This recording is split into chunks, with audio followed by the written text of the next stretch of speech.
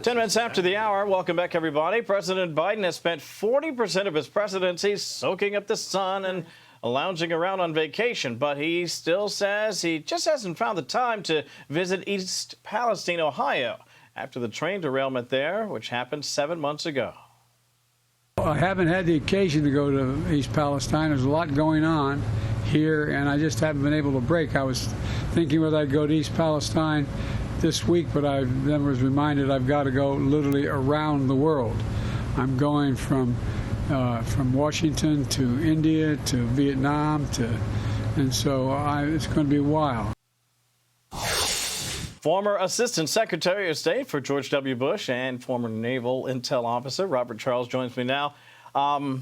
There's so much here. I just want to, before we dive into unpacking what the president said, I want to share something from on Friday. This is actually an East Palestine resident who joined Fox and Friends first and had this to say about what President Biden said about not making his way over there to the Buckeye State. Listen to this. It's hard to give somebody a grade on a job they didn't even start. He hasn't been here, so it's hard to give him a grade. Either he's being lied to about our town or he doesn't know what's going on here. Our waterways are still horribly contaminated. I don't have hope anymore. I just think we are forgotten. Listen, Robert, I don't want to sort of jump on an obvious area where people could criticize, but I think it is pretty hard cheese, if you will, to make the suggestion that you can't make your way over there to be the comforter in chief when you're taking vacations to Lake Tahoe and heading over to the beach with your shirt off. What say you?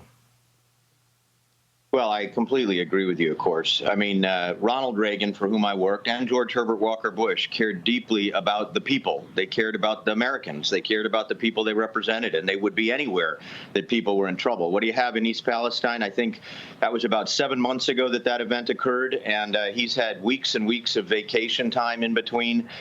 2,000 people evacuated. People still by the thousands wonder about the future of their lives and their water. Any president worth their salt should be out there. So I don't even know what to say other than it telegraphs objective non-caring. And Americans, we are at our best when we care about each other. And we expect our presidents and those that work with us, I mean, in the public sphere, to care about us. That's why we're there. That's why they're there. So, yeah, very disappointing. Yeah, I have to say, and I've covered several administrations, 4 of them actually, you having worked inside the White House, what could possibly be the rationale and the reasoning behind something like this? Because it just doesn't make sense, not just because it's fellow Americans, it's Ohio. It doesn't seem like it's a terribly far place to get to. What could the thinking be? Well, you and I are both assuming that there's a lot of rational, thoughtful, caring decision-making going on in this White House, and there certainly was in the Reagan and Bush 41 White Houses and have been in White Houses since. I think what we're looking at here is a fumbling of the ball. How can you, I mean, I guess wanted to, you could say, by the way, East Palestine is a red or a predominantly Republican area, so you don't want to go there, I guess. I don't know. But to me, it's petty, and it's a missed opportunity to show that you care. And God knows we need people around us, in front of us, leading us who care. You nailed it. It's an opportunity to show that you care, obviously so. I've got about a minute left, and quickly I want to get your thoughts on this. Obviously, you worked in the White House for President Reagan and George H.W. Bush, probably with a few people that I know from over there. I'm just curious what you think the top deciding factors will be as we approach election 2024. In fact, before you dive in, I want to remind the folks at home, we have a brand new Fox survey out, and it shows many of the top reasons that voters say they disapprove of the president, most notably his handling of the economy, his age, his honesty. Tell me what you think the top factors will be as we look ahead to 2024. 30 seconds.